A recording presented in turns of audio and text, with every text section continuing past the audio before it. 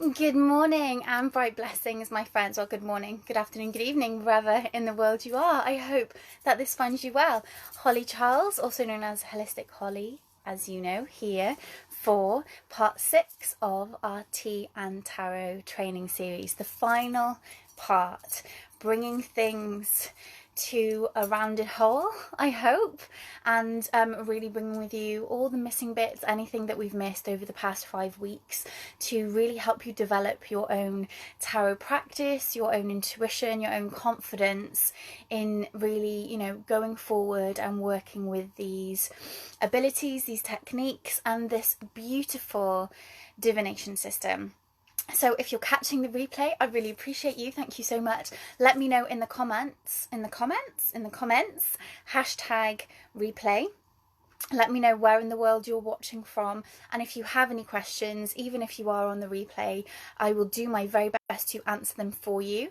If you're watching this elsewhere on the internet, whether you're watching this on my website, whether you're perhaps watching it over on YouTube, wherever this ends up, please engage. Stick any questions again in the comments below. Let me know what you think, whether my opinions differ to yours. Let me know. Everyone's got a different take on this, a different view on this. I only teach the way I know, and that is intuitive tarot. So really connecting with your higher self, your soul self, the universe, your spirit team, to really help give the communication that's required, that's needed to uplift, support and inspire those that we're reading for, and to really help develop your trust in your own ability to connect with the universe, the whole, the source, right? So I can see people jumping on. Thank you so much for being here, everyone. Let's see who's here. Hello, Debbie. Lovely to have you here, darling. Hello, Julie. Hello, Claire. Hello, Jadine. Thank you so much for being here. And so I hope that you've been having a good morning so far. Shannon's here. Hello, beautiful Shannon. Hello, Laura. So thank you so much for tuning in. Let me know where in the world you're watching from. Please feel free. I love it when you guys have conversations between yourselves in the comments as well. It's absolutely fantastic. I hope you've all got your cup of tea. I hope you've all got your tarot cards. And I hope you're all ready to kind of ask some questions, because this session, yes, I have got a few things that I want to cover, but really this is about filling in the gaps, helping you with any things that you're stuck with, that you're finding challenging. I know everyone's got different levels of ability here. We have a couple of people that I know of that professionally do readings. I know we have someone here who has worked with the tarot for 25 plus years on friends and family, but not having the confidence to actually use it with clients.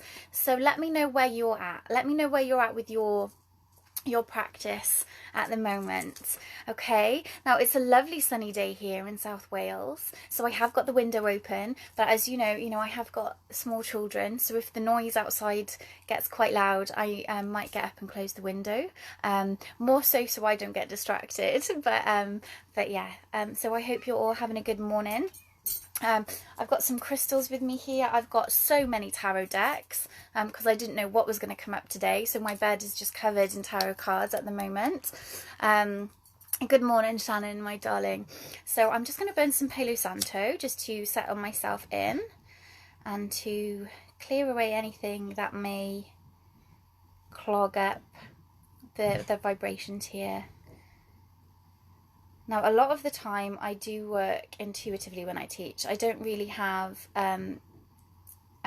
ever set plans in stone, as it were. Though I have got a couple of notes just to make sure I didn't forget anything. But I do tend to work just really in an inspired way. So just to make sure that I'm able to receive. Oh, Janine is here. Good morning, beautiful. Okay, so Julie says the High Priestess and the Empress confuse me sometimes. Okay, let me make a note of that question so I don't forget to come back to it. That's a really good question to cover. Anyone else got any questions they want me? So Julie says the High Priestess and the Empress. Okay, and there is a difference between those two, and it goes back to the archetypes that we looked at when we went through the arcana, and the differences in where they are in the journey of the soul's evolution. Okay, so I might as well just answer this now, to be honest. So the High Priestess comes first. So the High Priestess, she's the embodiment of the divine feminine teacher. Okay, so you have the Fool, who's at the beginning of his journey, very open, optimistic, naive in many ways, followed by the Magician, who is the master of his craft. Okay, and so the Magician, I'm not saying this is always a negative thing, but the Magician sometimes is characteristic of ego and having a lot of confidence without being humble. Just in terms of the evolution of the character, right? And then next you have the High Priestess. So the High Priestess is the spiritual teacher who embodies that divine feminine. She's that divine feminine influence. So she's all about being in tune with the moon, channeling down wisdom from spirit, being fully aware of her own spiritual faculties, and being able to share that and emanate that out, obviously depending on what comes up in the reading. But that's the kind of energy around that. It's the priestess. Whereas the Empress is more about her so that, the High Priestess is about bringing that energy down, and the Empress is more about creation and really not just channeling that energy down, but embodying that creative force of nature. So the Empress cards, you tend to have someone who is pregnant often in the card, which is all about new beginnings, exciting new beginnings. Someone who is sometimes almost nude, so very comfortable in her own skin,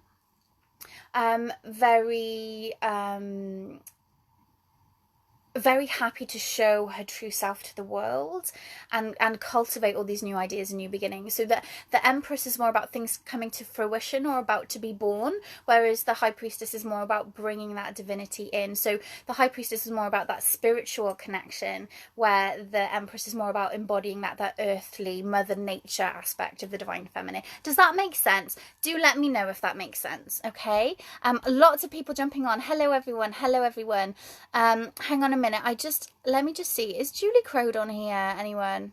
Has anyone seen? No, Julie's not on yet. I've just had a message from her. Yes, 2 seconds everyone, I'm on now. Try refreshing the group. Sorry, I've got someone messaging me saying she can't find the live stream, so hopefully she'll find me now.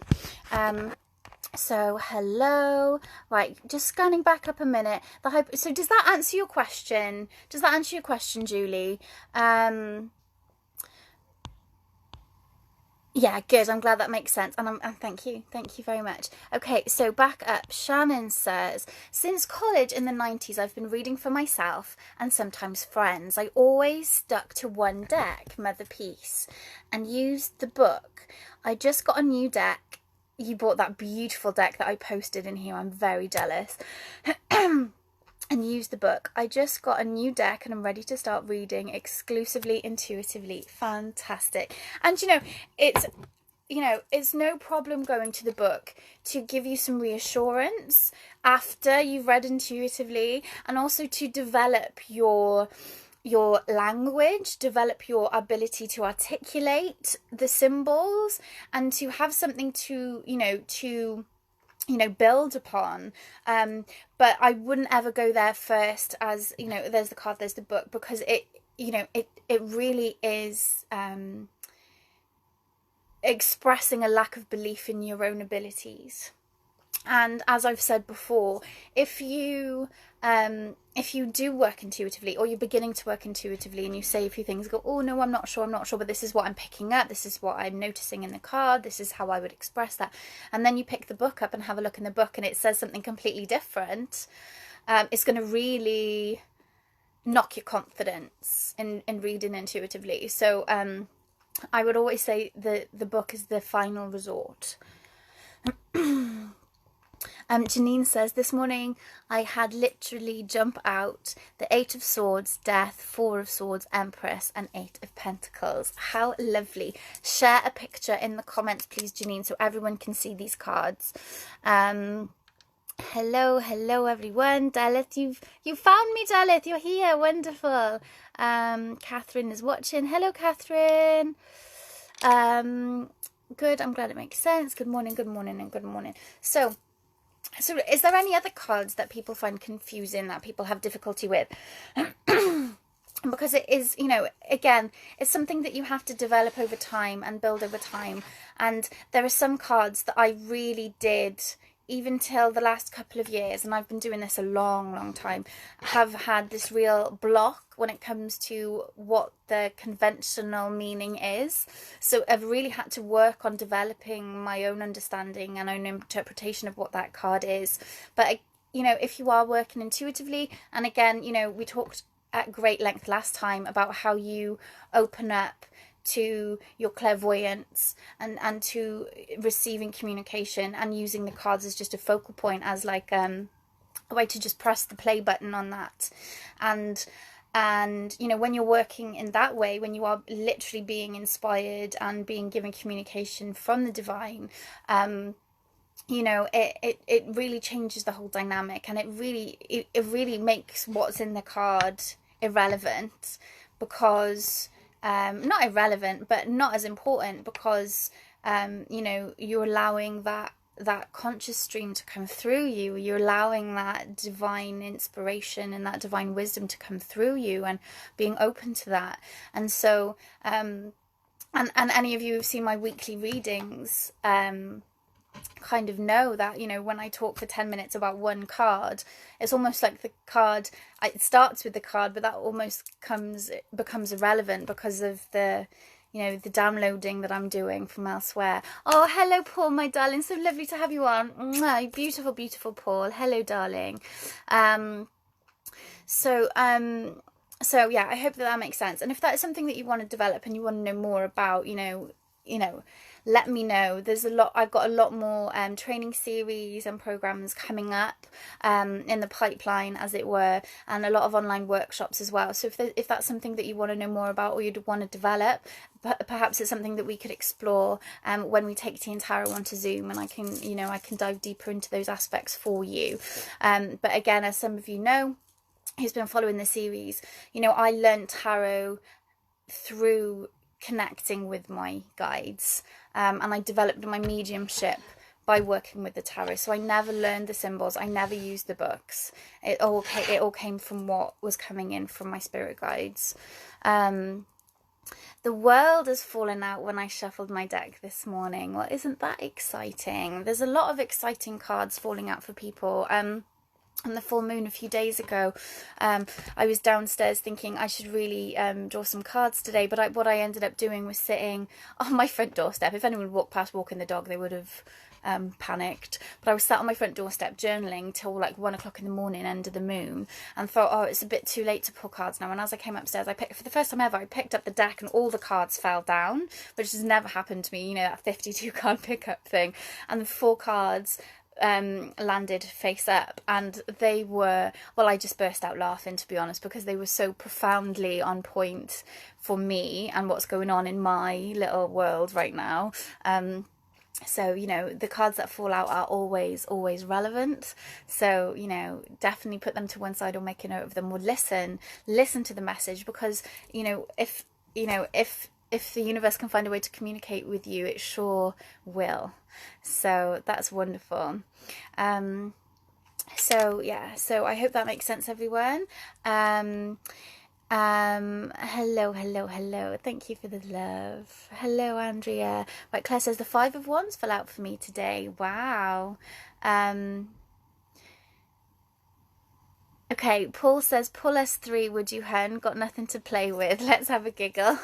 Right, well, I might do in a bit. There's some things I wanted to cover before I start going into readings, because no doubt if I start pulling cards for people, everyone's going to want some, and we'll be here all day. But I can pull some cards for you later. if we have time. Okay. So, right, let's have a look. Let me get some cards ready to work with here. So, remember, anyone, any questions that come in, just have a sit and think now about what questions you may have that you want me to answer. So today I just wanted to do a bit of an overview of the tarot, what it is and what it isn't, and how best it can be used. Okay, talking about the responsibility of doing readings, which is very profound. It is really, really important to remember the pedestal that sometimes people get put on when they are doing readings for others, and making sure that people are aware of what it is and what it is not. The different types of messages, the different types of psychic awareness, and yeah, then any other questions that you have at the end. Paul's laughing faces. Honestly, when I used to do the live card pull videos, I would literally be like 2 or 3 hours over on my Facebook page. Like people would just really, really love tarot readings, right? So let's get the things out the way before I start pulling cards for people. So have a think about any questions. Okay, so you know, I've been like this on my path through this video so far, but you know me, guys, I just bounce around. So making it clear, we discussed this last week as well when Julie said you know, about when people come for readings and they ask about love and romance and relationships and all of that kind of stuff. And we discussed as well about someone coming asking very specific questions about wanting their house to be sold. How much should they ask? Should they go for a different estate agent? Blah, blah, blah. Like really crazy specific questions. So having just that firm grasp and understanding of what you can do with the tarot, what you can't do, is really, really important. So tarot is just a tool, you know, for opening up that synchronicity. You know, as Carl Jung, the psychologist, said, you know, tarot is a way of creating coincidences in your life, which you can then interpret like synchronicities. Yeah. So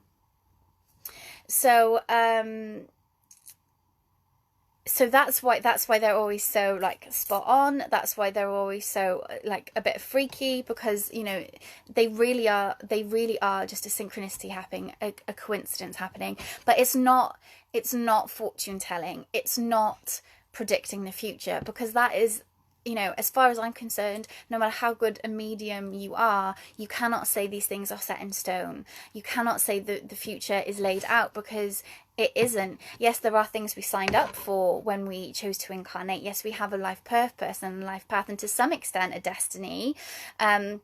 But at the same time, if we choose to make different choices, if we choose to dig our feet into the ground or to ignore our intuition when our intuition is guiding us to something, it will completely change the outcome. We have the choice over the actions that we take or don't take. So to say that this is what's going to happen, it's impossible. And I feel that if any readers do say that to you, you know, it's massively a miscommunication.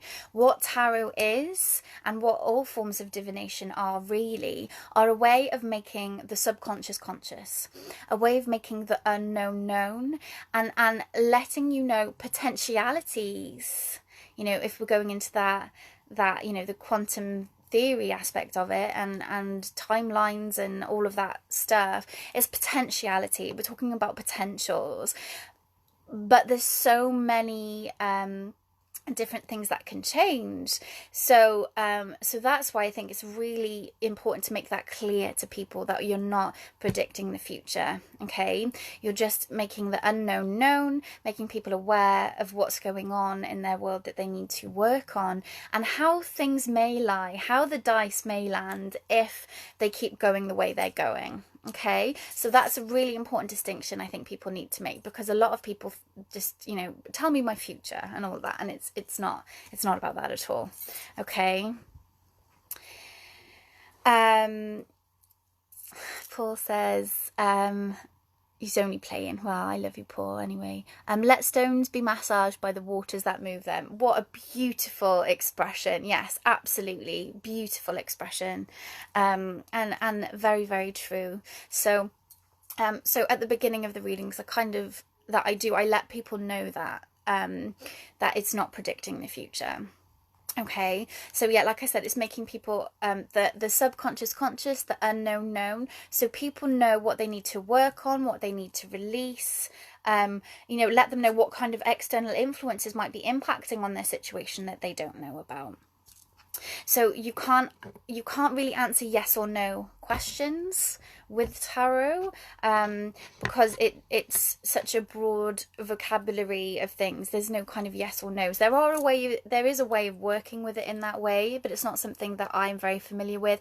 I came across a post on Pinterest which was, you know, if you're asking yes or no questions, which card means what. But again, you know, it's hard to answer those questions, but again, let me know if that's something that you work with. You know, I always say, you know, don't ask a yes or no question, but rather, you know, rephrase the question to ask, would it be in my greatest good too, kind of thing. Or, you know, how would going forward with this course of action affect my greatest good, or what impact would this decision have upon my life. Though asking those kind of questions instead is much more valuable, a much rich communication coming through for you, and you know, much more helpful as well. Oh, I'm sorry to hear that. I'm sorry to hear that, Dalith. But, you know, the replay is always here for you to tap back into, you know, if you feel that you need to go. Sending love to you, my darling.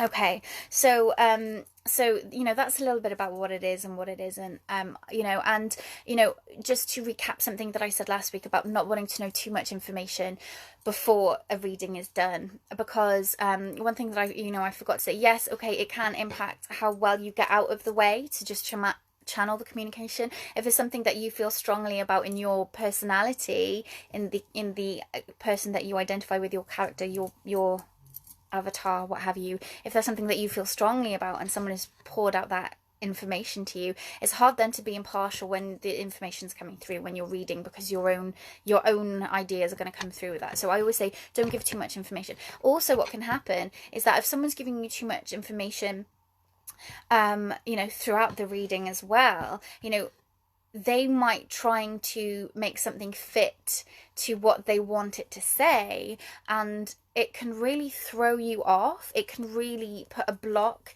in the flow of the communication as it's coming through, or as you're reading the cards, because you're then trying to make it fit to what they're specifically asking or what they're hoping will come through. Does that make sense? So that's another reason why it's important to say, don't feed me, don't tell me too much, because, you know, again, you want them to know that what's coming through is genuine. You're not just working off what you already know about them, or cold reading them as the most outspoken skeptics kind of say what tarot reading is, that you're just cold reading someone, you're reading their body language, or, you know, just making guesses. And so, you know, if someone's divulged a lot of information to you, it's hard to kind of overcome that thing. And not that we're going to be reading for skeptics, or that shouldn't be something that comes into our mind, okay? But for me, I think part of my journey has been overcoming judgment and fear of judgment. And I think, and because I have come across some very aggressive skeptics, you know, on my journey, it's something that, you know, it always held me back from really stepping out and stepping up to the world, to teach this, to talk about this. And I've overcome that now, clearly, because I'm here doing lives, though I am in a group and not on my Facebook page. But you know, I've overcome that now. But it's something that we do need to think about, even if we have these limiting beliefs within ourselves. You know, don't get flustered, don't get thrown. If you're doing a reading for someone, even if it's just a friend, and someone says, no, I can't take that, I don't understand that, use that as an opportunity to dive in deeper, and go, okay, it's not that, so, you know, let me see what else I'm drawn to, or rephrase it and say it in a different way where they may be able to take that. And I've had that before, you know, when I've been doing rostrum work in spiritual churches, and that can be very nerve-wracking, let me tell you, when I started doing that. And so, you know, you stood up in front of a room full of people, all eyes on you, you go to someone, you're very clearly seeing a set of symbols or a scenario playing out, and you say it as you see it and go, no, I can't take that. and you still keep seeing it, it still keeps standing out to you. And this can be the same, you know, when you're working with the cards. It's like, that's definitely relevant, it's definitely standing out. And I've said it in a different way. I've rephrased it and said, well, what about if you look at it like this? And I go, oh yeah, totally, no, I know exactly. So sometimes the barrier, the no's that you might be getting, is just because you're not articulating it in a way that they understand. So just try rephrasing, and you may be amazed at actually how, oh gosh, yeah, I can completely take that. Okay, so is that something that anyone's experienced before when they've done readings? You know, just having to just rephrase rather than, and don't be, like I said, don't be afraid of no's. Don't be afraid of no's, because when you get a no, it really means that you have to work harder, you have to ask more questions, but ultimately it makes you a better, more confident reader. So and I always say to people, don't be afraid to tell me no. Please tell me no, because I don't want people going away from having a reading with me not knowing what I was talking about, not being able to take from it what they hoped to get from it. You know, there's an energy exchange happening, okay? And I don't want them to go away going, oh no, I didn't get it. You know, if they at least give you a no and you rephrase it, they can take so much more away from it. So make it clear at the beginning of the reading that if you don't understand where I am, please let me know. And you can normally tell from their facial expressions and their body language if they're with you. And that's why I always say, you know, when I'm doing online readings that I send as recordings, you know, I always ask for feedback. Say, please feedback. If this doesn't make sense, do let me know. But again, you know, it's just, I've had a lot of experience doing readings and what have you that, you know, allows me to work in that way without getting that instant feedback. And first of all, it was very nerve-wracking, but you know, I have that confidence and that trust in my spirit team and my spirit guides that they're going to step through and they're going to, you know, show up with the goods that are going to really be the most beneficial for that person that I'm reading for. Okay, it's important as well during the reading, here's me not drawing breath now, but it's very important during a reading as well, when you're doing a reading for someone else, that you pause, you pause, allow them to have time to digest the information, but also then to say, does this make sense to you? Do you know what area I'm talking about? Does this make sense? Can you relate to this? Because this is when you allow the pauses for no's. I've been sat with people teaching and in development, and they've sat there and they've spoken literally for like 3-4 minutes solid without drawing breath. Giving details about what it is that they're seeing, perceiving, all that kind of stuff. And then at the end they go, did you get it? And they go, no, I didn't understand any of it. Whereas if they'd stopped at the beginning and said, do you know where I am? Do you know what I'm talking about? Then you could have tweaked it there at the beginning before you go off on that long spiel. Okay, so just some these little things that are really important to take into consideration, okay, and to remember when you're actually doing a reading. Okay,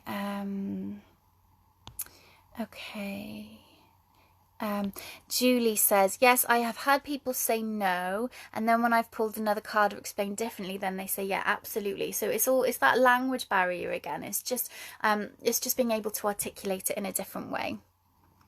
I find it frustrating when spirit is telling me something and client can't take it.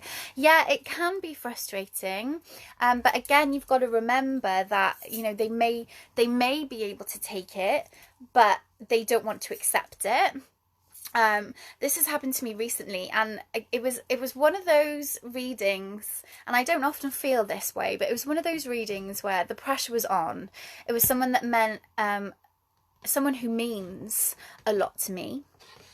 They've supported me very much on my journey without ever having a reading from me, and it was the first time that I'd ever sat down and done a reading with this person, and I was really nervous because I wanted them to, you know, to see me at my best, to really help them and support them, and they could really see, you know, what I'm capable of and how much benefit I can bring to people's lives. And we sat down together.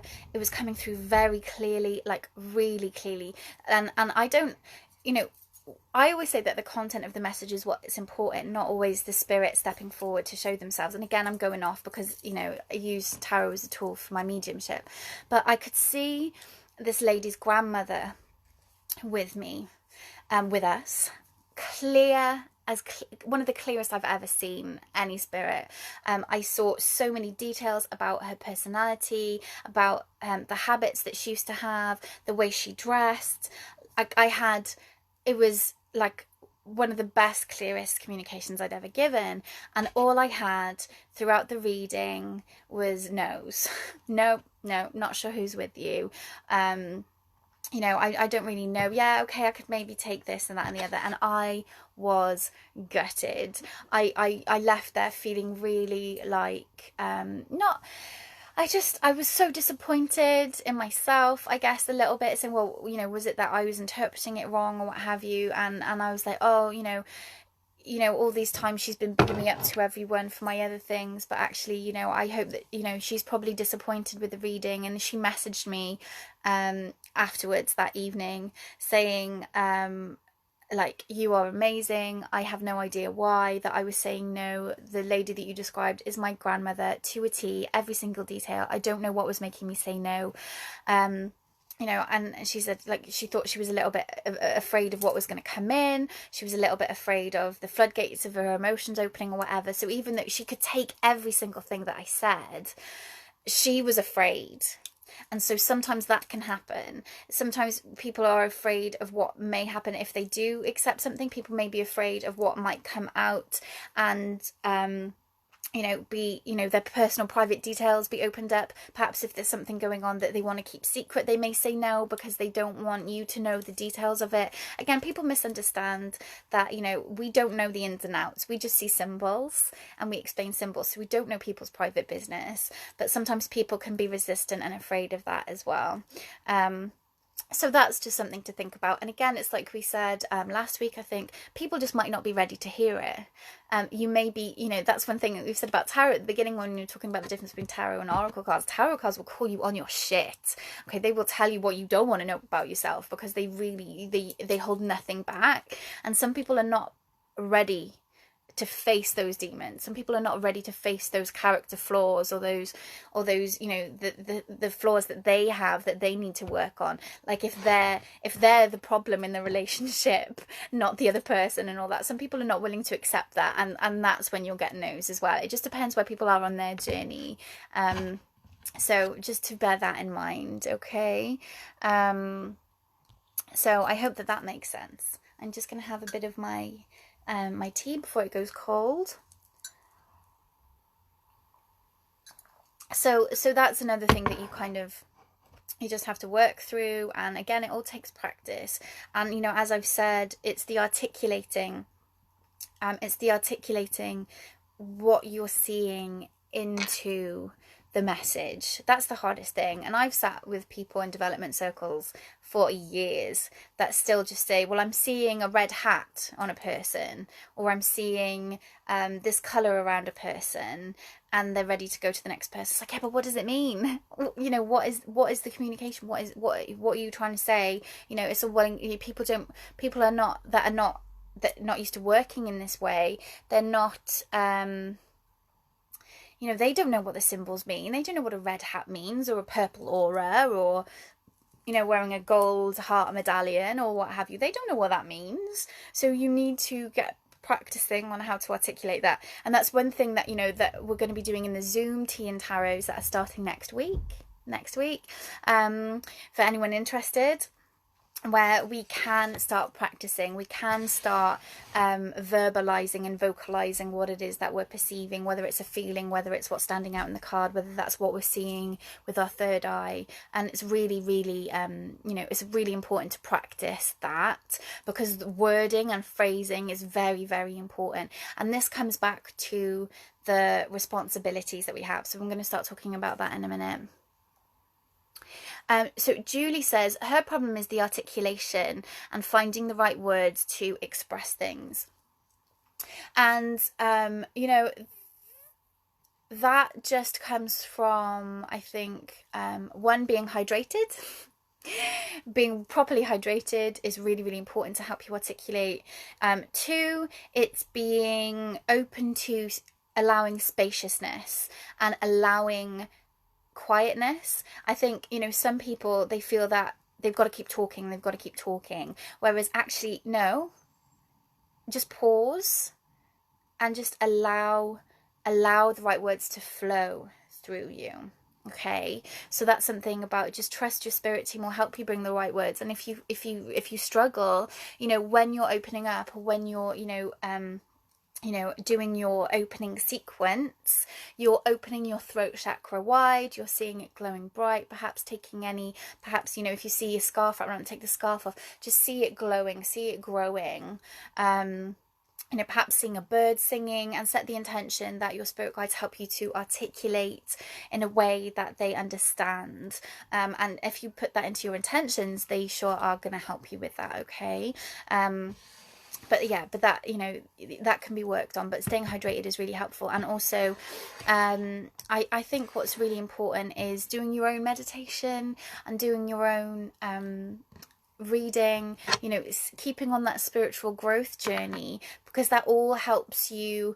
I work a lot with symbols. Anyone who's had a reading from me knows, gosh, sometimes I churn out as many as 5 or 6 like famous quotes, because they sum up the situation beautifully. And so, I'm constantly reading, I'm constantly searching, I'm constantly looking at spiritual gurus and what they're teaching. And so, again, it's we've got to keep on our journey, we've got to stay on our pathway, we've got to keep developing ourselves, and it helps us to be better at what we do. So never stop learning, never stop exploring, never stop seeking spiritual wisdom, because that's something then that spirit can go, oh, remember that quote, and okay, so that can really help you articulate in situations as well. So that's just really important. I feel we all need to keep searching, keep researching, keep reading. So I hope that helps, Julie. Shannon says she's outside practicing Tai Chi, still listening though with you in my pocket. I love that, Shannon. Amazing, beautiful.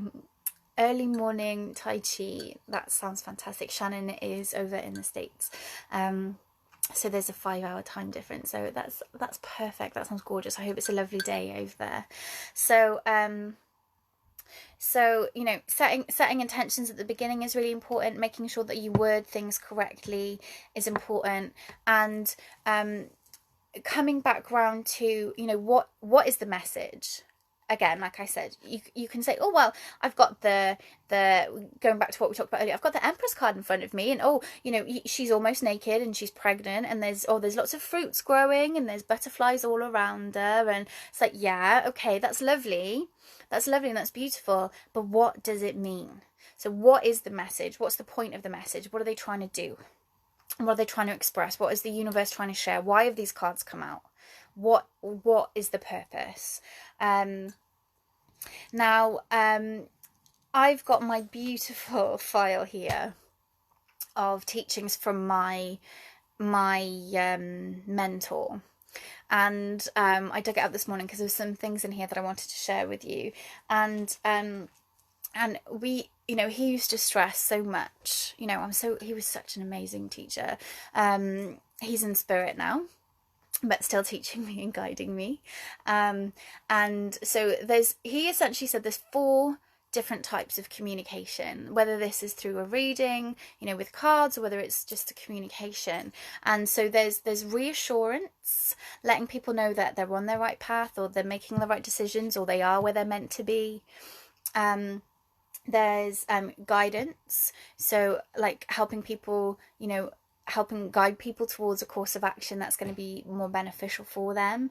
Telling them, for example, you need to be working on your root chakra, that's standing out here. You need to be working on, calling in your spirit team more to assist you more, or what have you. So that's kind of a guidance thing, like without giving advice, but that's like a guidance thing. These are the things that if you focus on, that's going to assist you.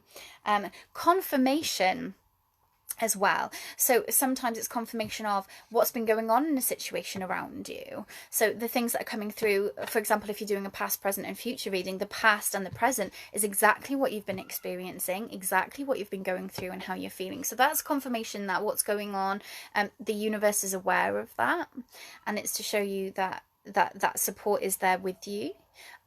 Sometimes, and another type of that is evidence. Okay, and whether that is for example, I'm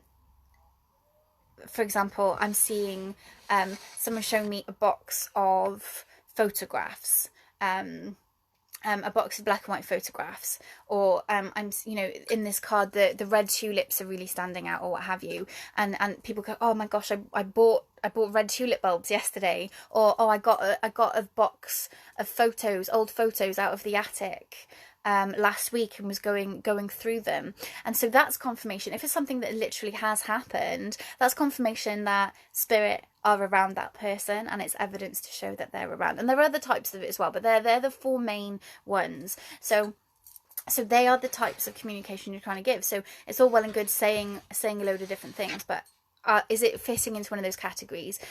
Because what we need to focus on here is it being helpful, and it being empowering, uplifting, inspiring. You know, we want it to be beneficial for the person that we're reading for. Okay, so again, you know, it's going, what is the point of this? You know, where is all this going? It's all well and good, I'm picking up all this information, but where's it going? What's it leading to? How is this going to benefit that person? And that's something that needs to be focused on. So have I missed any out there? Is there any other types of communication, you know, that you think I could add to that list? Do let me know. Yeah, reassurance, guidance, confirmation, and evidence. You know, as a lot of you know, I focus on empowering people through awareness, and I'm helping people on their healing journeys, or their self-mastery journeys, or, you know, finding the strength they had within. And I think, you know, all of that kind of fits into those categories, really. Upliftment, empowerment. So yeah, so that's what comes through big time, and that, you know, you need to relate it back to that, really. Now, the responsibility, we touched on this as well over the past weeks. The responsibility is really important. Now, if you're just learning this for readings for yourself, then, you know, this isn't so important. But the responsibility is to remember that when you are sat communicating for someone, doing reading for someone else, people put you on a pedestal.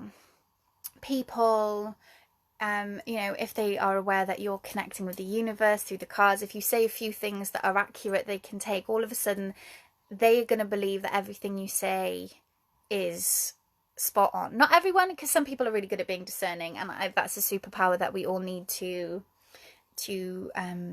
you know, strengthen.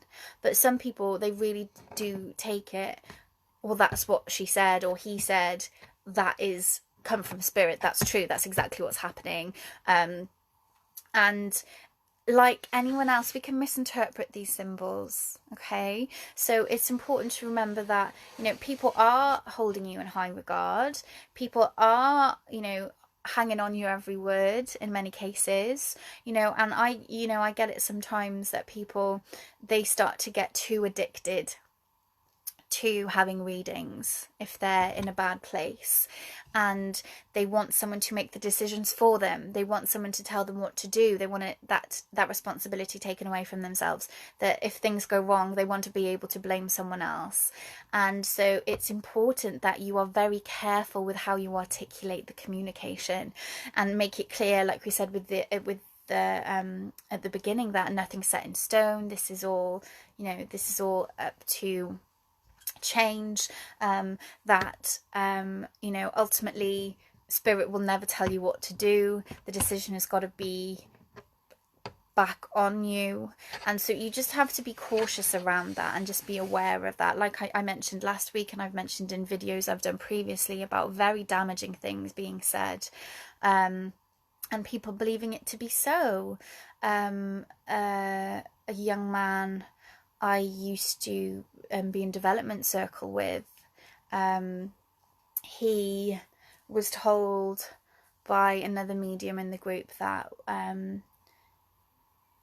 we would end up together, and because he developed romantic feelings for me, as can happen when you are in these kind of very open, very exciting, very healing situations with people. And we were sitting together, and every week for hours and hours and hours, every Monday night for over 10 years. I sat, and a lot more than 10 years, we would sit in the evenings together for like 4 or 5 hours every Monday night. And when I was expecting my first child, I cut down to every other week, because it was just too much. I wasn't having a great pregnancy, and the medium that I was running it with, we would take it in turns. She told him that we would be together when he asked her, and he held on to that. And so for him, his whole life went on pause waiting for me, and it never happened. It never came about. And obviously, it became very damaging then when he later, hello beautiful, when he later then expressed his feelings for me. Obviously I was, in a relationship, I had a baby and all of that kind of stuff. So, she misinterpreted what she was getting for what he was projecting. And so that was very life-changing for him. Other things have happened that have also been very detrimental. So you need to be discerning, and you need to be responsible. If you're giving readings to people, you need to know that, they can make huge life decisions based on what you say and what you pick up from the cards. So you need to be really careful, really cautious about what you're saying, how you are articulating, and making sure that you are being clear that nothing's set in stone, that this is all just how things are laying at the moment. And don't pander to, some people can be very badgering in readings, wanting to hear something specific, wanting you to say something specific. And so, you've got to be strong, and you've got to be aware of that, and just be honest and say that you're not getting that, or, it's left unknown, or there's no certainties. But when it comes to matters of love, when it comes to matters of life and death, when it comes to things like that, Spirit are not going to give you straight up expressed black and white answers. So just be aware of that as well. Janine says, Spirit allow free will. Our choices affect everything. Yeah, absolutely. Free will is so important. And it has to unfold in that way, because we came here with lessons to learn, things to experience, and part of that lesson is the consequences of our actions and the consequences of our choices. And that's why, we're not, we can be led in the right direction, but they're not going to forcefully make those things happen. It has to be down to how we behave and how we act. So I hope that's what you meant, Janine. And I've answered or contributed to that point well. So let me know, everyone, does this resonate with you? Are there any questions that I haven't covered yet that you wanted me to answer? I know we're not having as much fun and engagement as we normally do in these sessions. We've gone quite serious in the last one, so just let me know you're still here. Let me know that you're still watching, that you're enjoying what's being said. So they're the main responsibility things that you just need to be aware of, okay? So let me have a little drink. Let me sit comfortably, and we're going to start talking about our psychic senses in a minute, the different types of psychic senses. And good. So thank you for the hearts. Thank you for the hearts. So we're going to be talking about our different psychic senses and how they can be tapped into, and then I want to bring it back to the cards. Okay, so if people have any questions about the cards, do let me know. Good. Yes, all making sense. Thank you. Thank you, Julie. And Janine says, loving it. Good. Thank you for the hearts. Thank you for the faces. I feel like I've gone in proper teacher mode today. Yes, still watching, honey. Good. So let's talk a little bit about our psychic senses and how we can tap into those. No, I'm going to keep my tea in my hands because it's going cold. And how we can tap into those, okay? So there are a number of different psychic senses, many, but the main ones that, predominantly that we use when we develop our mediumship, when we develop our communication, that we can actually turn on, by going through the process of opening up, calling in our spirit teams, and working with the tarot cards with intention. The main ones are clairvoyance. And there are two types of clairvoyance, okay?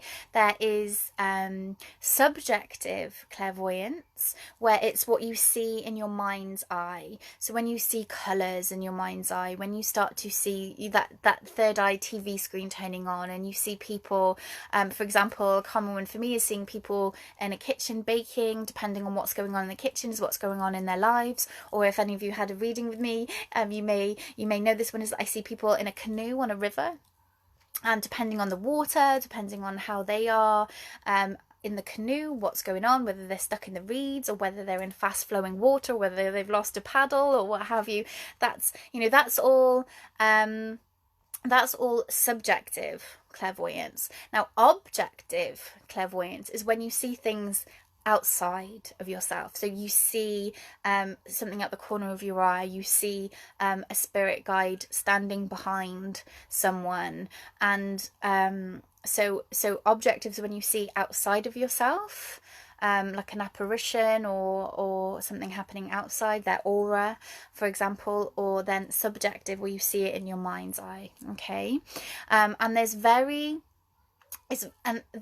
the subjective clairvoyance is very subtle, and it's a lot more subtle than people really realize. And so a lot more people are actually clairvoyant that don't realize they are. They just, it's just my imagination, and they dismiss it. But it's actually our imagination that they use, that the universe uses, that spirit uses. They manipulate our imagination to show us these symbols and things. So yes, it is our imagination, but it's not, it's inspired. Okay, so they're the two different types of clairvoyance, and I'm sure in some way, shape or form the majority of people watching this have experienced subjective clairvoyance, even if not objective clairvoyance. But so subjective is the color, for example, when you're receiving Reiki and you're seeing the different colors in your mind's eye, when you're doing meditation and you see colors and things like that. That's all the starting of opening your third eye. Now, if you want to open your third eye more than it already is, there's different practices you can use. There are different sound frequencies that you can work with. There's different physical activities that you can do to really activate your pineal gland. But I am telling you now, one of the most fundamental things that you can do to activate your third eye, to open it up, is to get fluoride out of your life. Okay, now I'm going to do a whole video on the pineal gland and the third eye, because this is something that is really important when it comes to developing your spiritual awareness. But if you're using a toothpaste with fluoride in it, regardless of what your dentist says, regardless of what the mainstream consensus is, fluoride is a neurotoxin, regardless of what it's in there with, and it does physically calcify your pineal gland. Okay, so that's something you want to detoxify your pineal gland, and you'll be amazed how quickly your third eye opens when you switch your toothpaste. Amazing. Okay, Shannon says, what is the thing that you would recommend to do when you're in a reading and you're beginning to doubt yourself? Tips. Question from my husband, who is quite psychic in his own way. Haha. I just found out after 13 years of marriage that he read tarot in high school. Amazing. What an amazing question. I will come back to that. Okay, I will come back to that. I'm just going to go through these psychic senses and I'll come back to that wicked question. Thank you, Shannon. I love that. Or Shannon's husband, should I say. I love that. You get, I love it. Okay, amazing. We'll come back to that. So that's clairvoyance, subjective and objective clairvoyance, your third eye. So each of these senses has a connection with a chakra, okay? So unblocking and work on these chakras help develop these things, okay? So that's your third eye. So clairvoyance. Clairaudience is when you hear. So again, this can be subjective and objective. So for me, I hear song lyrics often in my head. When you hear, not hear voices, but yeah, hear voices. Like, like when spirit are talking to you, giving you the answers. So again, so bringing this back to tarot, not just the mediumship side of things, when you are reading the cards and perhaps you see just as an example, you see a blackbird in the card, and all of a sudden you start hearing that Beatles song, you know, blackbird singing in the dead of night, you know, that song. So if that all of a sudden comes into your head, oh, okay, I'm hearing the Beatles Blackbird, and someone could gasp and go, oh my gosh, that was, you know, that's my dad's favorite song, or you know, that's the song I sing to my children at bedtime, or whatever. So you can hear song lyrics, you can hear sounds. Often I hear like a bell ringing in my ear when I'm doing a reading for someone, saying, you know, spirit are trying to get your communication. I can hear a bell ring and they're trying to get your communication, but you're trying to communicate with you and get your attention, but you're not acknowledging that, for example. So you can hear bells ringing, but again, it can be outside, as if you can actually hear someone speaking next to you. I know some people that are in this group, they've messaged me saying that they can hear people chit-chatting, but they're not sure what they're saying. They can hear them talking, and that, you know, that's a sign that you can hear spirits that are around you talking, but you know, you're not quite tuned into the frequency enough to hear what they're saying. So a sign that that's activating is high-pitched ringing in your ears. That's not tinnitus. And I wonder how many people are diagnosed with tinnitus that actually they've just got these things turning on. Often they say if it's your left ear, it's just truth coming in. If it's your right ear, you're listening to the wrong things, or acknowledging the wrong things. So that's just something to think about. And that's actually associated with our throat chakra. Our clairaudience is associated with our throat chakra. Yeah, Janine says diamonds in the soles of her shoes. That's right. I did a reading for Janine, and the song that I could hear playing in my head was that song, Diamonds in the Soles of Her Shoes. So yeah, it happens all the time. But I'm a huge music lover.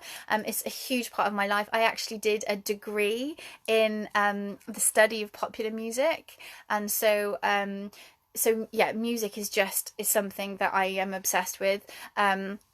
So I tend to hear a lot of song lyrics and things like that as well. Janine says, my ears hum and ring constantly, the left one particularly. So that is often a sign that, you know, your higher chakras are open. You're calling that, you know, that communication is coming in. Or it can often mean as well that spirit are working on your chakras on your behalf to help open you and expand you and clear out what's there. You know, doing DNA upgrades, or you know, light body upgrades to help you receive this communication better. So that that can happen as well, particularly if you are inviting that in. If you're inviting, you know, in Janine's case, inviting angels in, inviting spirits in, you know, if it's come to that point on your awakening path and your awakening journey where it's time to start tapping into these senses, then your spirit teams will come in and work on your light bodies, on your energy bodies, so you are able to receive what you're asking for. So that could be something that's happening as well, Janine, for you. Okay. So then we have Clairsentience, which is a feeling. And we all get this. We absolutely all get this. I don't care if anyone has said to you it was a gut instinct, they're getting clairsentience. Clairsentience is when we feel it, when we feel something, when we feel an emotion in our body, when we feel a sense of unease, or when you pick up on someone else's emotion just by being in the same room with them and you can feel their agitation or their energy. That's clairsentience. Okay. You know, and often you can, and again, some of you may be aware of this happening in your own life already. If a certain spirit draws close that you knew in this life, perhaps you can smell that aftershave. Perhaps I know what was happening with someone in my family. Their mum was a terrible chain smoker. She always had a cigarette in her hand, and so whenever you know, occasionally she would wake up in the night and she could smell cigarette smoke, and no one, you know, she lived by herself, she didn't smoke, and so it was you know, it was her mum's way of saying, what, you know, that she was around. Not a nice smell, I know, but you can smell all kinds of different things. You know, we discussed in you know, a live that we were talking about essential oils last week over in my meditation group for the full moon, and you know, we talked about the smell that comes through preceding an angel visitation and stuff like that. So smelling smells, tasting tastes. When I first started developing my mediumship, I remember tasting that taste of you know, that stuff dentists put in your mouth, and I was like, gosh, why can I taste this dentist thing? And the lady sat next to me going, I spent 2 hours at the dentist today. And so, you know, you can pick up, so all of your senses that you can feel physically, you can feel in a clairsentient way, and more. Sometimes you may feel like a pressure on your head, depending on what level. You know, sometimes spirit draw close to you. This might be happening for a few people. Sometimes spirit can draw close, and the first thing that you can pick up is perhaps the physical condition that they pass with. So perhaps like a tightness in the chest, or a pain in the head, or perhaps, for example, you get a pain in your knee, and I've got a pain in my knee, but it's not mine. Does anyone know who this, you know, belongs to? For example, this is me just talking in circle terms, but perhaps the person that you're communicating with, or even giving a message to, has got a real problem with their knee, and you're feeling their physical pain. So again, that's something that you can pick up on. So if you just, it's having that full awareness of, right, well, what am I feeling in my body when you're reading the cards as well? Okay. So it is exciting. Yes, Janine says it's exciting. Julie says, yes, when I smell cigarette smell, it's a sign that my dad is nearby. I live on my own and do not smoke. So yeah, so you know, a lot of people do experience this phenomena, and so that's another one. So channeling and inspiration, when the words just start flowing through you, they just come out. You start talking, and then all of a sudden, you just don't know where these words are coming from. Like, how many times have you sat with a friend and they've been asking for your advice or telling you about what's going on with them, and all of a sudden all this wisdom and knowledge starts coming out from you, and you're like, oh my gosh, where did that just come from? That's channeling, that's inspiration. And that's what happens when you start to break down a card, when you start to look at the symbols and the imagery, and you start to say, okay, well, going back to that red, I'm seeing a red hat, and this might mean that spirit are bringing power and strength to your thoughts at the moment to help you think more confidently. And then as you start speaking, all of this other stuff starts flowing out of your mouth. That in a way is channeling, and it's inspiration. So that's another form of communication. And cognizance, that's clear thinking, clear knowing. So just knowing things without knowing how you know them. That's another form of it as well.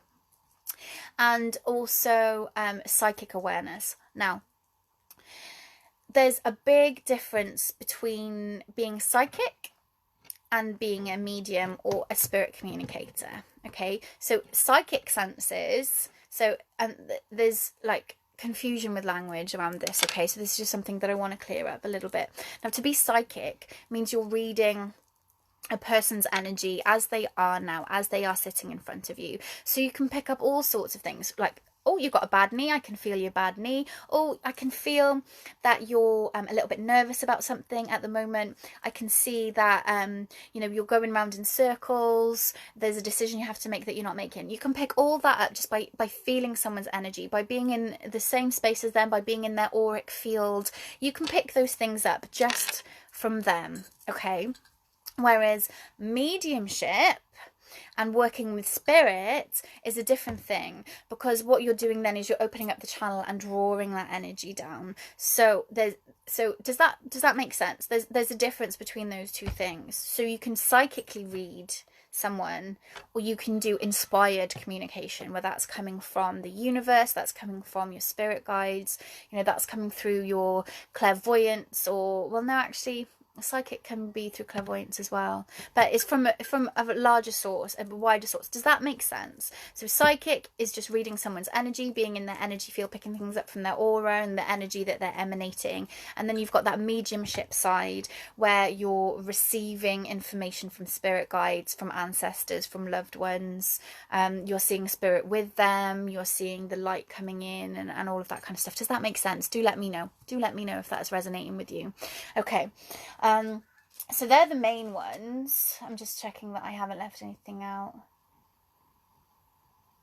Okay, and you know, and I've got this huge folder here of stuff, but you know, that's all for different things.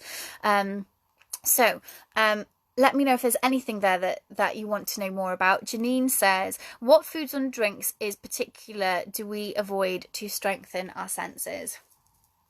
Okay, so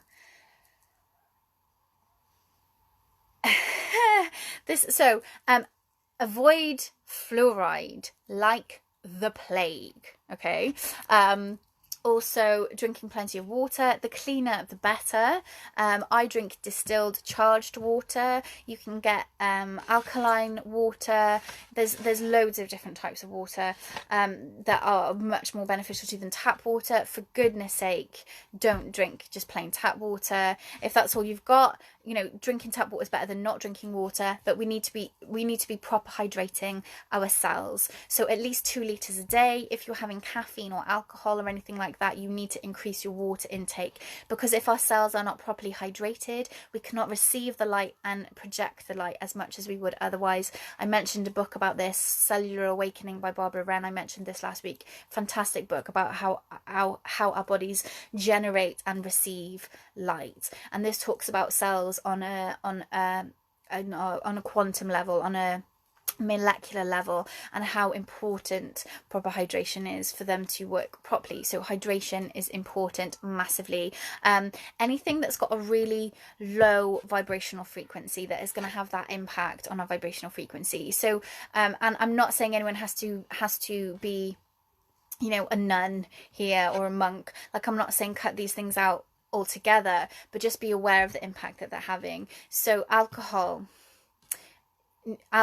really closes things down, and some might say it opens it up, because, you know, when you drink alcohol, you do open yourself up in many ways, because your inhibitions go.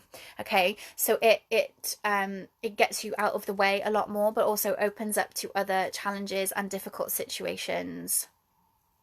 So just be aware of alcohol and be cautious with alcohol, and make sure that you're rehydrating the next day and that you're cleansing and clearing your aura, because I read something recently about why spirits are called spirits, is because they used to think that drinking like strong alcohol, liquor, whatever you want to call it, spirits, invites dark entities in. And if you think actually about people that do drink a lot of alcohol and the effect that has on their lives, you know, there may be something to that.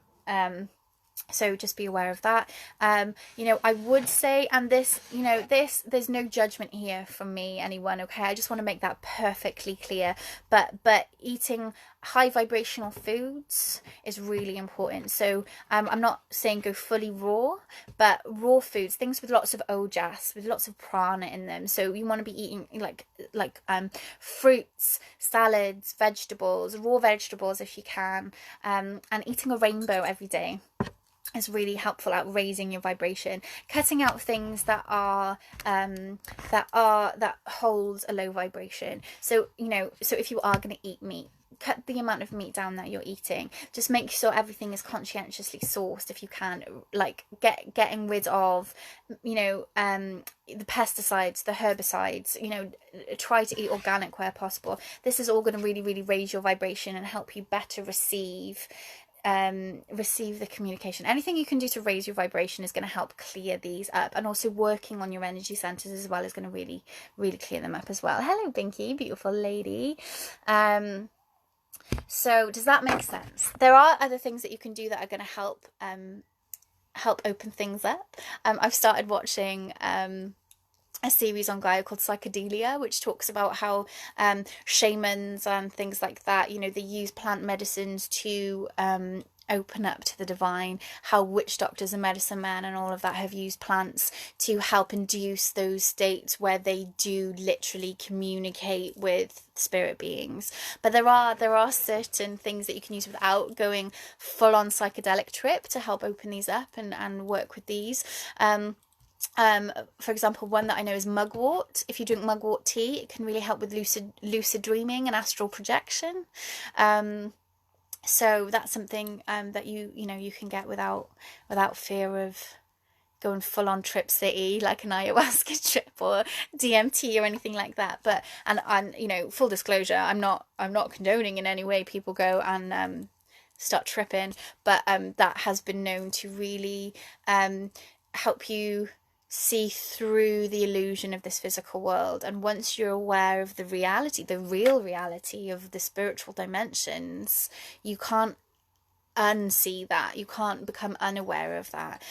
What's that quote, that expression? You know, a mind open to new experiences can never go back to its old dimensions. So doing the breath work, doing the pranayama, doing kundalini yoga, these things really like blur the boundaries between the physical and the spiritual reality. So there's lots of practices you can do as well to cause these euphoric, almost hallucinogenic states without taking plant medicines. So breath work is a really powerful one as well. Julie says claircognizant. Claircognizance. What have I got written down? I haven't written it down. Claircognizance, yeah, I think that's what it is. But if you type in what are the clair senses, it should give you a list of them anyway, if you Google that. Or don't Google. Don't use Google. Use something else. But yeah, so I hope that answers for you and that gives you something to think about. Stop using fluoride, friends. Definitely, there's some really great videos out there about the pineal gland, but definitely go and research those, because it really help you expand that awareness. And you're, like I said, it will happen quite quickly, quite vividly. As soon as you start using fluoride, it's amazing how colours seem brighter when you do have Reiki or you start meditating, how much more vivid the things that you see are, how much trippier your dreams get, and how, you know, it happens very quickly. I haven't had fluoride in my toothpaste for, gosh, I don't know how long, but I remember when I first came off it, it was like blasting me into outer space in terms of what I was experiencing when I was you know, opening my third eye and opening my crown and what have you. Like, it's amazing how much more vivid and how much clearer your senses do become. Okay. Oh, hello, Lisa. Beautiful lady. But anything you can do as well to avoid heavy metals in your diet, any toxins at all that do not belong in your body, is when you start to clean up your body, you start to clean up your vessel, you start to really receive much more clearly. Okay. But again, this can happen gradually. It can happen in phases. I'm not saying everyone's got to become this green, you know, plant-based teetotaler overnight, because, you know, we're all human beings here to enjoy our lives as well, you know. Okay, so back to the question Shannon asked me, because it's a great thing.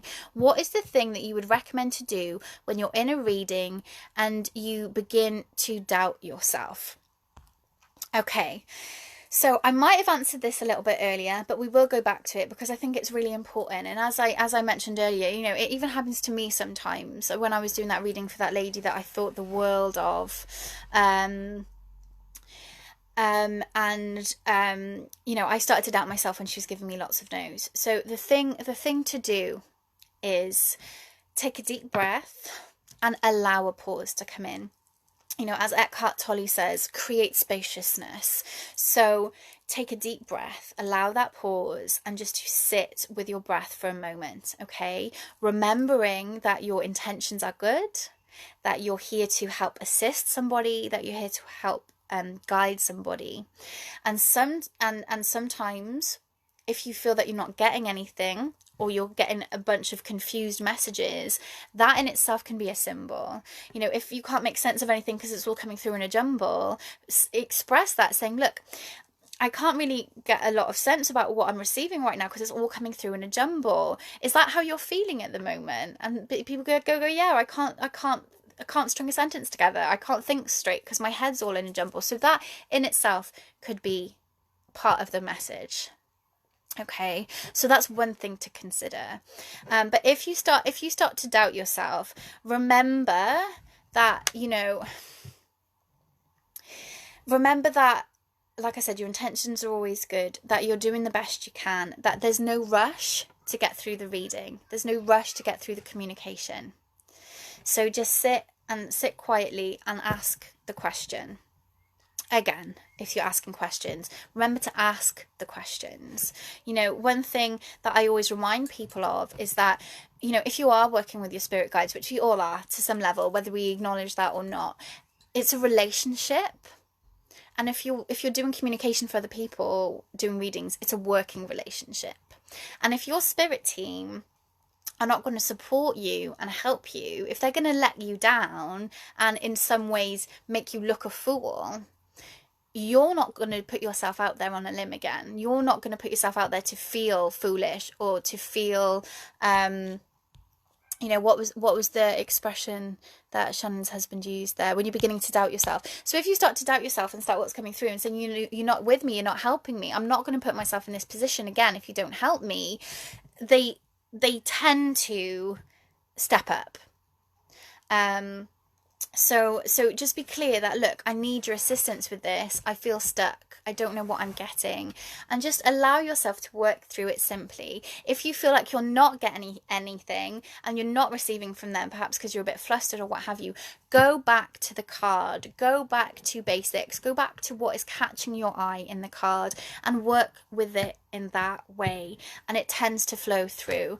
And if you feel that's it, that you're stuck, that you're not getting anything, that nothing is coming through, that the person can relate to, that they can take, then be honest. I think people will respect your honesty more to say, look, I don't know why this hasn't really happened before, or perhaps it has. Perhaps, you know, if you've got a lot going on your own plate, it's not wise to do communications for other people because your emotions and the things that you've got going on within you can interfere with what's coming through. And it can block information coming through. So be honest and say, look, I'm really sorry, but I just can't get anything clear that's coming through. And you don't seem to be able to take what I think that I'm getting, what is coming through so far. So I will bring it to a close and leave it here because you know, I'm not making this up, and I'm not going to make it up. And if you can't understand what I'm saying and I can't get it in a different way, then, you know, it's best that we leave it here. And I think people will respect you more for being honest and saying, look, I'm not getting anything, or I can't get it through any clearer. I think people will respect you more for bringing it to a close than dragging it out and eking it out and not making any sense. So does that make sense? Does that make sense? And what do you think on that? How would you feel? How would you feel in a reading? Would you rather someone keep going even though it wasn't coming through very clearly, or you couldn't take it? Or would you rather they stopped it and said, look, I'm sorry, but I can't get anything through for you. It doesn't seem to be working. Just you know, have a think about that. Let me know what your thoughts are. But I think that is something that people forget, that it's okay not to have something, and just to be honest about that.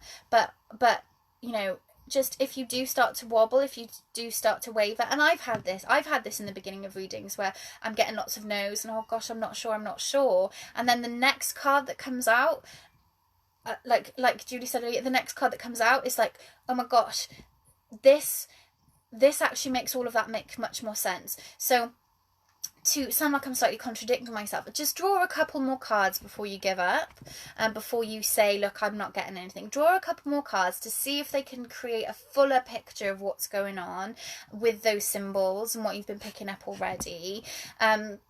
To say if you can bring it back, because like sometimes you can get a card, this is going on, no, this is going on, no, this is going on. Actually, this makes a full picture. This makes this mean this rather than that, and this rather than this, and blah, blah, blah, blah. But it's like, oh gosh, yeah, I know exactly where you are now. That makes sense. So just draw a couple more cards. If people still don't get it, or if you still don't feel confident and you feel, you know, like that energy is coming through, just be honest. Just be honest and be genuine. Yeah, absolutely. Shannon says, yes, that makes sense, be genuine. Totally, because I think people respect that more. And often, you know, if people have come to you for a reading, or have asked you for a reading, they're not trying to be difficult. They're not trying to be skeptical. They don't want to make you squirm and work hard. You know, they genuinely want your help. So, you know, they're going to trying to be supportive and as helpful as possible. Usually. So you know, just be open to that, or just be comfortable and say, look, do you mind if I just meditate for a minute and see what else is coming through here for you? But don't be thrown off, or don't be nervous about sitting in silence and creating spaciousness and allowing things to come through. Because, you know, again, it's like we said in the last one, it's not like picking up a phone or reading off a screen, or, oh, right, Spirit have just come in, they brought me the script of your life, let me just have a little read through it. Like that doesn't happen. It's not like that. It's not black and white like that.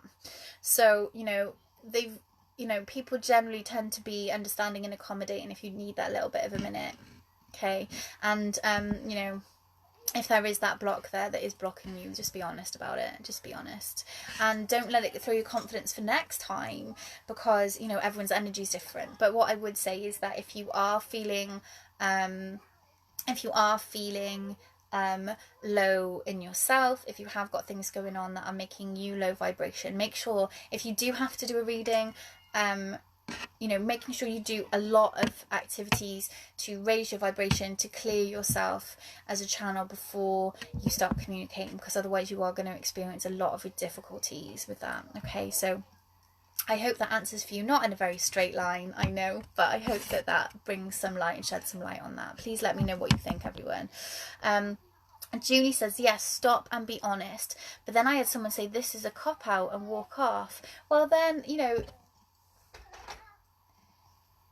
that's up to them. Remember, the way people act towards you, the things people say to you, it's 99.9% about them and what's going on with them. If they're judging you for that, then that's their own limitations. Okay, you know that your heart's in the right place. You know that you're genuine. You know how it works.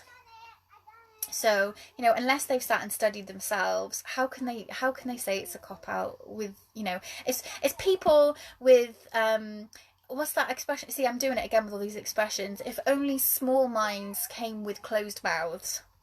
Right, those that tend to shout the loudest and complain the most, the ones that actually have done no research themselves, have done no development in this area themselves, and have no understanding of it. Those that are the biggest critics are the ones that are taking their opinions from others and not actually exploring for themselves. Yes, there are charlatans out there. Yes, there are fraudsters out there, but I would say that's a small percentage. And so, you know, if people are genuinely interested in exploring, and they would know for themselves that this is what is. Shannon says, loved your answer, and my husband listening to for a bit. Oh, fantastic. Well, I'm glad that you loved the answer. Thank you, Shannon. That's just from, and again, it's just from my experience. But you don't, and I used to get this. I think everyone gets this on the journey, where I would get nervous and I would doubt myself, and I would just want the earth to open up and swallow me in the middle of a reading, because you get a nose and it doesn't make sense. But if you just draw a few more cards first, it tends to bring the answer around. Or if the fact that you can't get anything, or everything's foggy and you know, like confused, that in itself, remember, that in itself could be part of the symbolism, the part of the communication. Okay, so just look at it like that, break it apart, but try and stay present. Stop fearing judgment. The person's come to you because they want your help, not to trip you up and make you look foolish. So just be open and honest, and remember, you know, that symbols and communication comes in through in many different ways. So, you know, again, there's no book, there's no encyclopedia that says this means this and this means that. Again, you know, if we were to open up and talk about symbols, one person might see this, you know, a few people might see the same symbol but interpret it in a completely different way, and that's okay too. You know, it's so different spirit guides work with different symbols, you know, all of that kind of stuff. So just have confidence in yourself to just be still and to work through it bit by bit, and to reach out and ask for help, not just feel like you've been thrown in at the deep end and you're alone, because you're not. You have teams working with you that don't want to let you down, okay, because they don't want you to stop doing it. At the end of the day, Spirit want every possible opportunity to come through to give communication to people. And so, you know, they're not going to want you to stop doing that, and they're not going to want to let you down. So just, again, it's about, I think, strong intention setting in the beginning, and just don't allow your emotions and your adrenaline to take off like a rocket. Keep yourself still with your breath. Okay, so how are we doing for time? We've been here nearly an hour and a half, everyone. I hope that you've been enjoying. I'm trying to see if there's anything else that I wanted to cover today. I've talked about quite a few different things. Just one more thing that I think that I haven't covered. Just stick any more questions that you have. I'm loving these questions, guys, as well, that you've asked. If there's any more questions that you had, stick them in. But I did, just touching on, you know, breaking down symbols. Just say what you see. Okay, the first thing that pops into your head, just trust your intuition on that. Trust the first thing that comes in, and go with that. Okay, if there is I always had the golden rule: give what you get, because sometimes things aren't symbols, sometimes they are literal things. But you know, if you're seeing a red flower, for example, you would break, like, how would you say, okay, I'm seeing a tulip, a red tulip. Okay, so that could be literal red tulip, like I said earlier, when it's like evidence or confirmation that someone's been around. Oh, I'm seeing red tulips. Oh my gosh, I was sat with red tulips in the garden yesterday, or what have you. Or it could be that, right, so tulips, they come out around May, around now. They're spring flowers going into summer, so it's like this shift in energy, this confidence building. You're moving from a place of growth to a place of blooming, right? If you're moving from spring to summer, so break things down bit by bit like that. It's a red flower, so red is to do with, I'm wearing red today. Red is to do with confidence, it's to do with strength, it's to do with presence and power. It's associated with our root chakra. So start thinking about the things that are coming through from that. It's like, what, there's flowers come through, these are a gift from spirit. So spirit are bringing you this energy of strength and vitality, and they're helping you to shift into this blooming. You're opening up, so you're coming to your full power now, as we move into this energy of the summer. So break things down like that. If you were to see a ladder, what is a ladder? A ladder is, it's giving you access somewhere. It's helping you move from one level to another. So look at things literally, and that will really help you with working with the cards as well, because there's so many images and so many symbols that you can work with. So let me grab some tarot cards now, so we can just have a little bit of a look at that. I don't know what deck to use. Let me use these ones. I know, I covered my bed in different decks, and we're just going back to the old faithfuls here. Why not? So, ooh, and that one went flying out. So we've got the Chariot.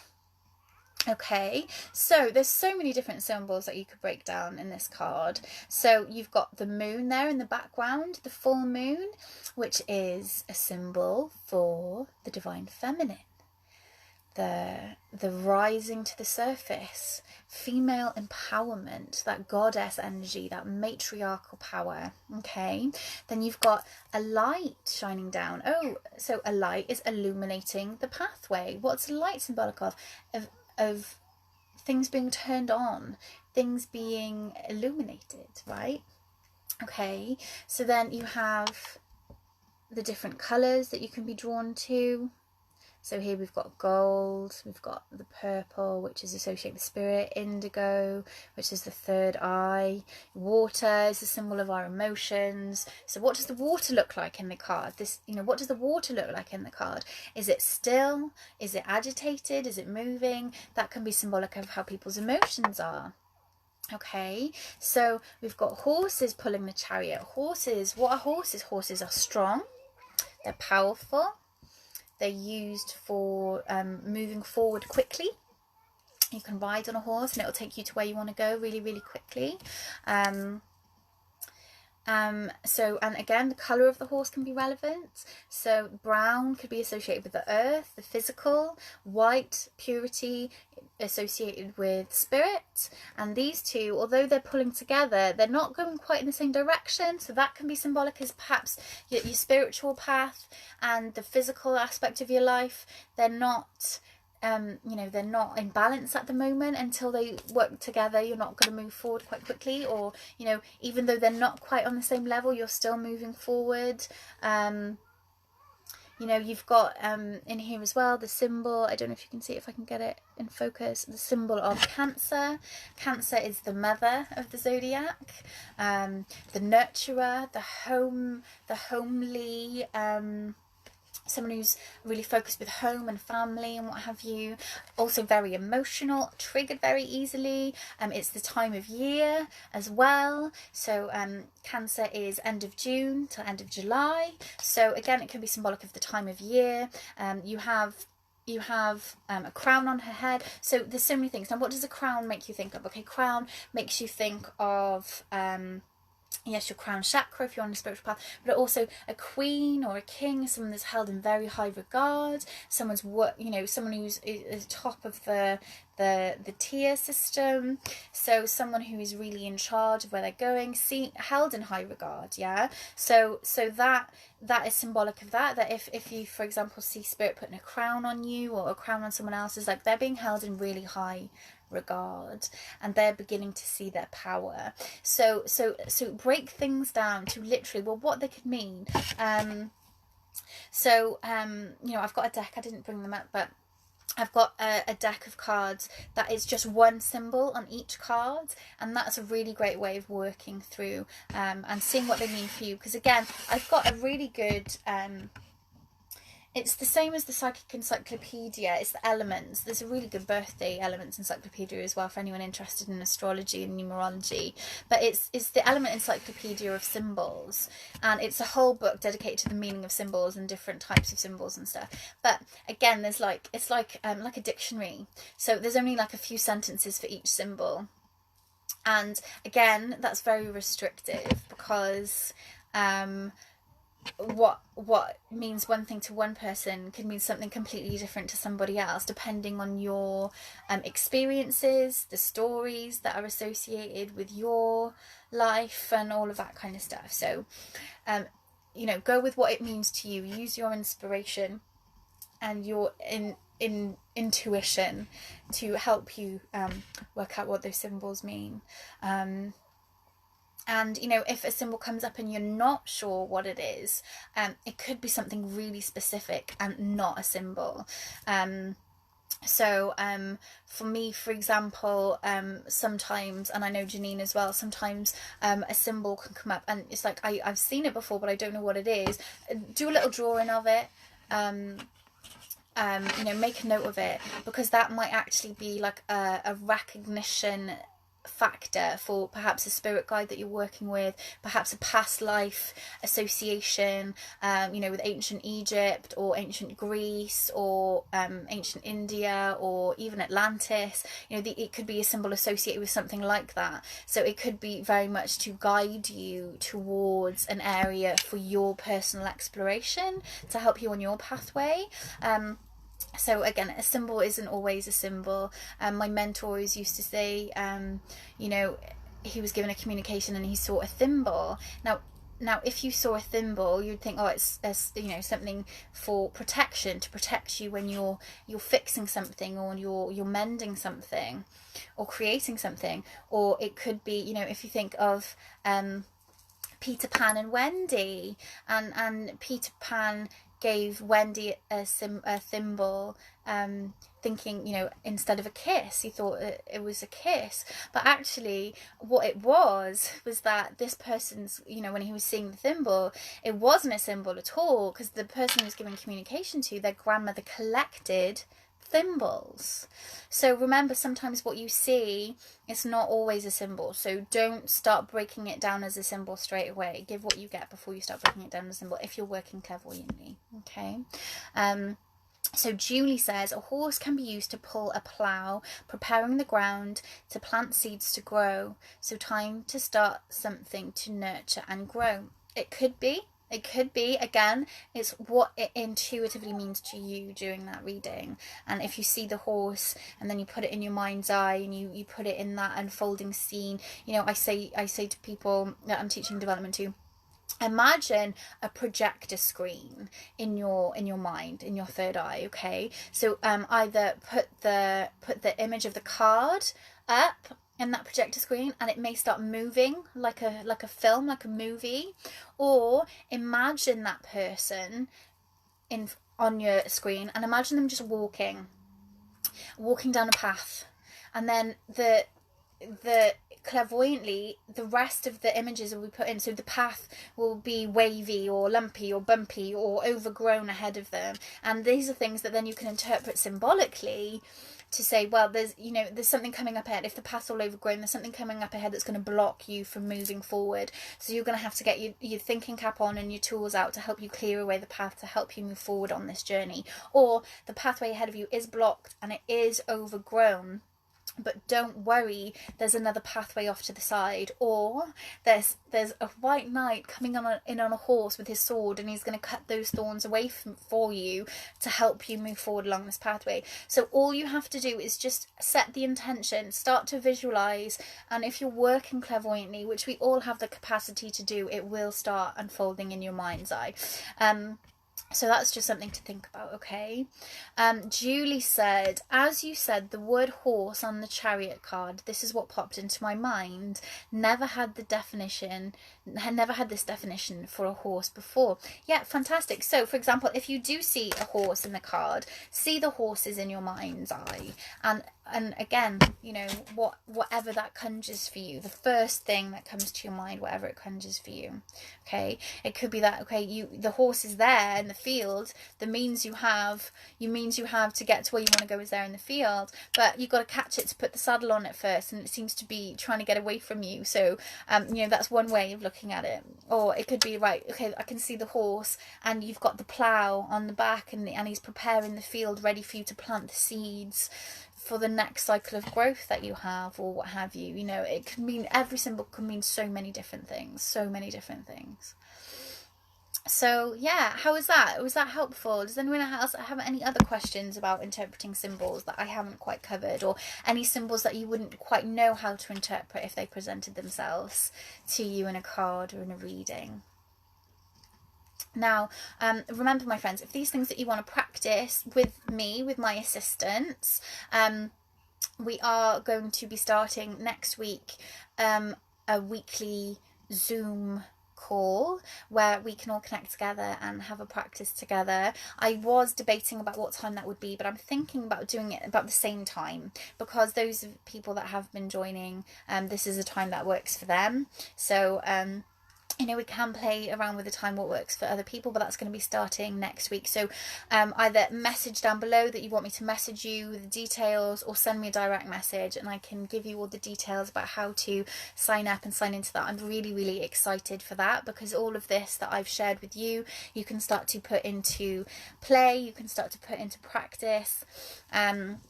So let me know if you want to know more about that. And if you've enjoyed this session, you know, it is donation based. So if you feel that you have got something from this or from the rest of the series, my PayPal link is in the description. If you wanted to pop some money in my tip jar, I would be really greatly appreciative of that. I have got a few other really exciting things coming up. I've got a new series starting in here next week, starting on Wednesday, about spiritual and holistic wellness. So we're going to be doing very similar format to this, coming in with a cup of tea, discussing different things. I'm actually going to be covering things that are that I'm covering in the book that I'm writing. So I'm just going to be sharing some of that wisdom with you all, and to help improve your own holistic wellness and your spiritual development practices as well. So that's coming up. Yeah, I also have a membership program coming up. and it's going to be tiered. There's going to be 3 levels. So I would love some input from you guys. What kind of things would you like to see from a membership program from myself? I've been looking into Patreon. I don't know if anyone is aware of that. A fantastic website to help creators help their own audiences and fans while they are being helped to develop what they're doing on their journey. Okay, so brilliantly helpful, thank you, Julie. Shannon says Temperance and Ace of Cups just jumped out for me. What, they the cards that jumped out of the deck, or the cards that you need help to interpret? If they jumped out of the deck, that's wonderful, absolutely beautiful cards. Is that your new deck as well? They are stunning, that deck. I can't wait to get some. They will be mine. I will get some of those cards, they're so pretty. Della says that sounds cool. Shannon says, please send me all the info on all of your programs. I'm ready to subscribe to all the Holly channels. Fantastic. Well, they are just in the planning stages. I have got a lot of things coming together. So so as soon as they're up, any input would be greatly received. Shannon, I know you've sent me some stuff already to inspire me, so thank you. But if anyone has anything that they would like to see from me from a subscription service, do let me know. Jumped out the deck. Yes, new deck, first reading with them. Oh, fantastic. Janine says, can't wait, so excited. Fantastic, fantastic, fantastic. I've loved these sessions, everyone. Thank you so much for allowing me this space to just come in and share my tarot love, my tarot knowledge. I hope that I have sparked the fire within you, the passion within you to really dive in and get to know this subject. And to explore it and have confidence to use it.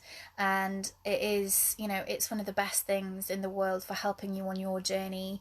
You know, so just finally, you know, we've talked about all the things that you need to do to set the intentions and to prepare for a reading, and all the things to do during a reading and all of that. Thank you for all the love.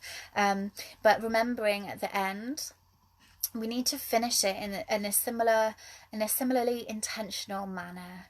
So you need to thank the cards. You need to thank the person that you're reading for, to say thank you for this opportunity to work with you, to say thank you to your spirit team, to the universe for the information that's come through, perhaps the assistance they've given you in articulating the message.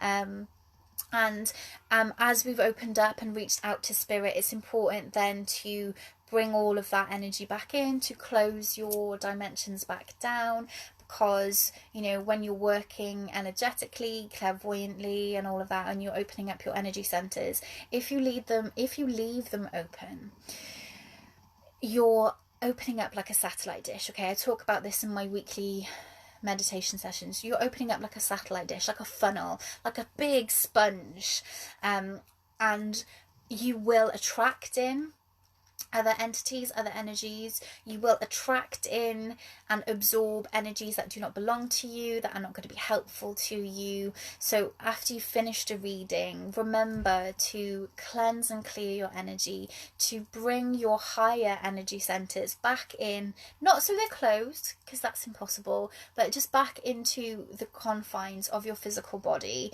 because if you leave them open, like I said, you're susceptible to unhelpful energetic exchanges and absorption.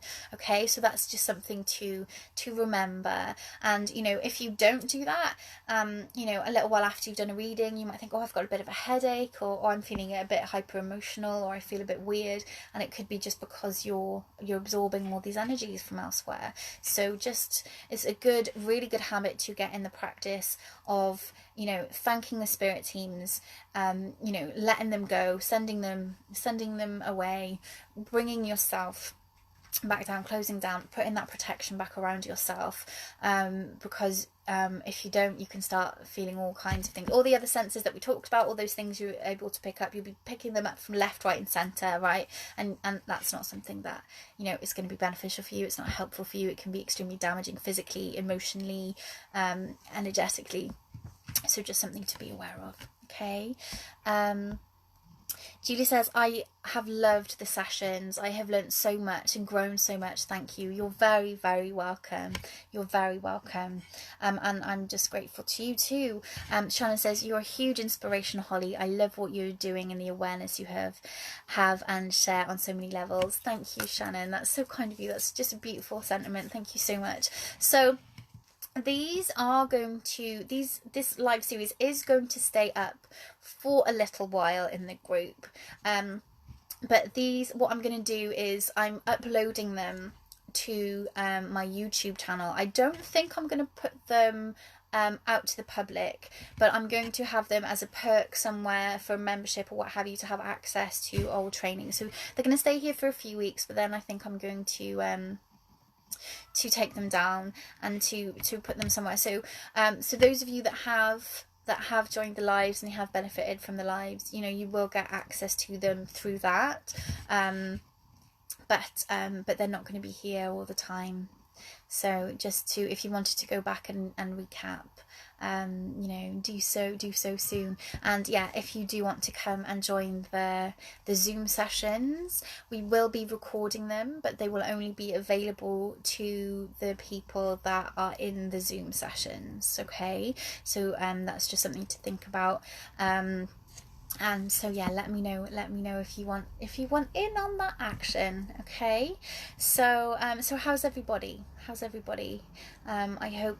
I hope that you're having a good day. I hope that you enjoy the rest of your day so far. Don't, you know, if you have got any questions that pop up later that you wish you'd asked, stick them in the comments below. I can come back and comment. Because this feature is finished, I'm going to start doing like a Tarot Tuesday post where people can come in and post the cards that they've drawn, so we can have practice reading other people's cards again, for those of you that want to keep practicing that are not coming on Zoom. Janine says, can you post a photo of them, Shannon? Yeah, from the new deck. I really want to get some birthdays coming up. I might ask for them. And Janine's in, I've already got your name down, Janine. You're not getting out of it, love. Beautiful, Janine. So I've got 2 of you down already. But yeah, if there's anyone else, just let me know. Okay, so if no one has got any more questions, I'm going to bid you adieu. But if you would like to book in for a reading with me, just send me a message or go and check out my website so you can see what readings are available. My website is www.hollysholistic.healing.co.uk. If you go /online readings, that's where the information is. A lot of you in this group have had readings from me already, so I'm sure that you can contest to the fact that they are very valuable. They're very helpful, just from the feedback I've been getting, not from a place of ego at all. Also, I have other services that are available. I've got other things coming up.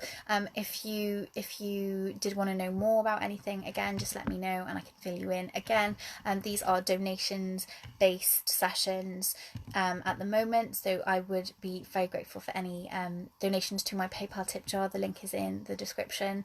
And was there anything else that I wanted to say? Oh yeah, meditations every Thursday, soul centered meditation sessions. Do come to those because they will be very beneficial for anyone who's on their spiritual path. And yeah, any ideas about what you would like from a membership service from myself? I'm thinking of, you know, excerpts from my book, previews of excerpts from my book, you know, readings for new moons and full moons, to help you with the energy that are going to be reserved especially for the members, and a few other things as well. So depending on what level you're at, but I'll let you know all about that as and when it's ready to launch. So yes, have a great day, everyone. Thank you so much again for everyone who has watched till the end, and for everyone who's catching the replay. And I'm just so grateful and so blessed that you've all decided to join me, and I look forward to connecting with you all very soon. Have a fantastic day, everyone. Bye for now. Oh, hang on. Shannon says, how about a daily card pull for the members? That's definitely something to consider. Yeah, I'll definitely chuck that in my list of things. That might be nice, wouldn't it? So yeah, great suggestion. Thank you, Shannon. And anything anyone else would like to see, let me know. And enjoy your tarot journey. Have confidence in yourself. Call in your spirit guides and just lean into that support from the universe, everyone, whether you're reading for yourself. And I think most importantly, tarot needs to be a tool for the self before it is a tool for you to work with others. So if you're using it for yourself, trust it, lean into it, be open to the wisdom that can come through, the healing that can come through from the awareness that they bring, and it really will be a life-changing tool. So enjoy using them, and go and have fun. Speak to you soon. Bye for now.